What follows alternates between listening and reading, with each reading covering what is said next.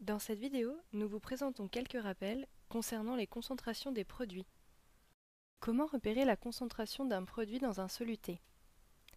La concentration d'une substance en solution, c'est le rapport de la masse de cette substance par le volume de la solution.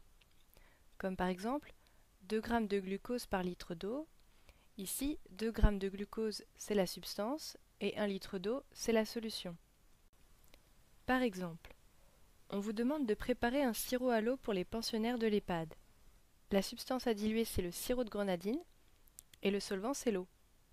Vous diluez 100 g de sirop dans 1 litre d'eau. Vous obtenez une boisson à 10%. Explication. Sachant qu'un litre, c'est-à-dire 1000 ml, d'eau pure est égal à 1 kg ou 1000 g, et que 1% signifie qu'il y a 1 g de produit dans 100 ml. Puisque la concentration s'exprime en pourcentage, on convertit nos 1000 ml en 100 ml, et donc proportionnellement nos 100 g en 10 g. Donc 10%, c'est un produit en croix.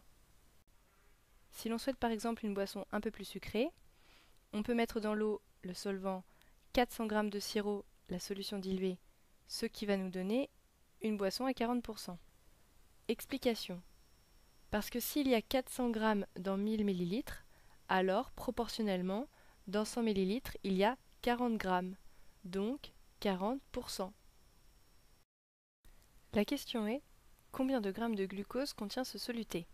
Pour rappel, 1 litre est égal à 1000 ml et 5% signifie qu'il y a 5 g de produit dans 100 ml d'une solution. Donc, dans cette poche de 1000 litres dosée à 5%, combien y a-t-il de grammes de glucose? Si dans 100 ml, il y a 5 g, alors proportionnellement, dans 1000 ml, il y a 50 g. C'est un produit en croix. 5 fois 1000 divisé par 100 égale 50. Cette poche de glucose d'1 litre dosée à 5% contient donc 50 g de glucose.